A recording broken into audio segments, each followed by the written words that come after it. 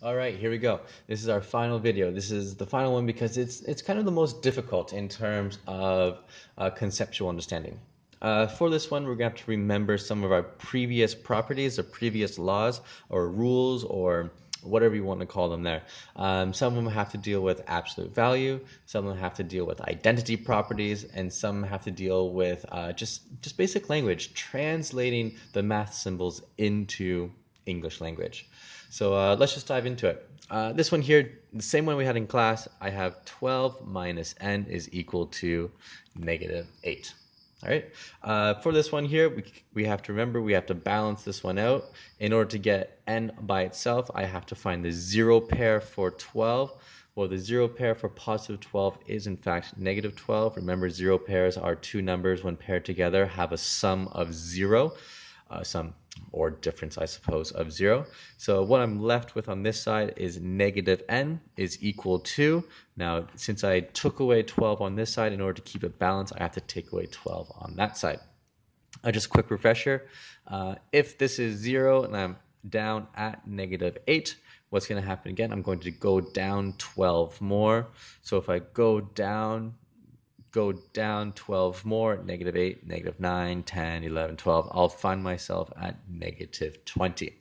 So negative 8 minus 12 is negative 20. All right, now this is the tricky part here. The tricky part here is this negative.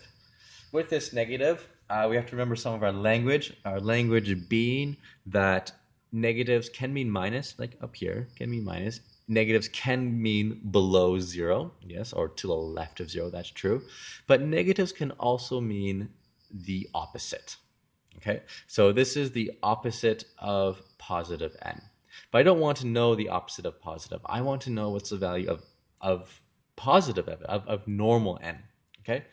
Before I get to that, I'm going to just quickly do a side note here. The side note is one of the properties that I mentioned before. It's the identity property. Identity, I'm just going to write prop for short, the identity property. And this identity property is for the function of multiplication. So the identity property for multiplication states that whenever I multiply something by 1, the value does not change. And that seems pretty simple, right? I have one group of something. I haven't changed it at all, okay? So what I can do here is, remember how I changed the left side, but if I do it here, I have to do the exact same to the right side? What I can actually do is I can take this n, and I'm just going to times it by 1. There you go. Have I changed it yet? No, I haven't changed it because the identity property is still the same. But remember, if I do times the left side by 1, I'm going to have to multiply the right side by 1. But that's not all, because what I want to do is I don't want to find negative, I want to find the opposite of negative, the positive n. So what I can actually do here is I can add in a multiplication of that looks kind of funny there, negative 1.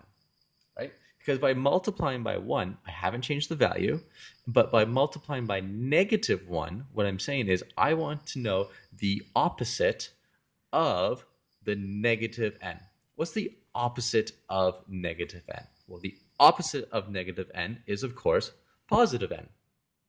And remember, if I times the left side by negative 1, I have to times the right side by negative 1. And remember, timesing by 1, my identity property, I haven't changed a thing. But by timesing by negative 1, I'm now saying I want the opposite of negative 20. So the opposite of negative n is the same as the opposite of negative 20. The opposite of negative n is n. The opposite of negative 20 is 20. And there we have it.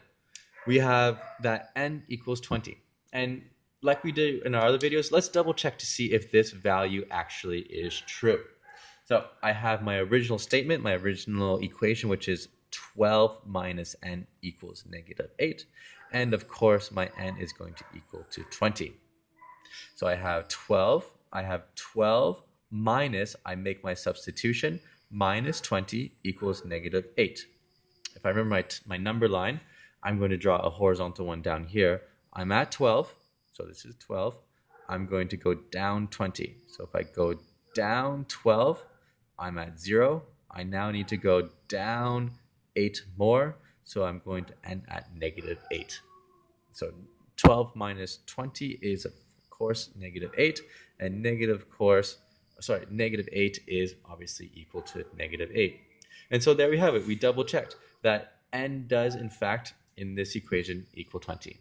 All right, I hope that helps. And I'll see you tomorrow. Bye now.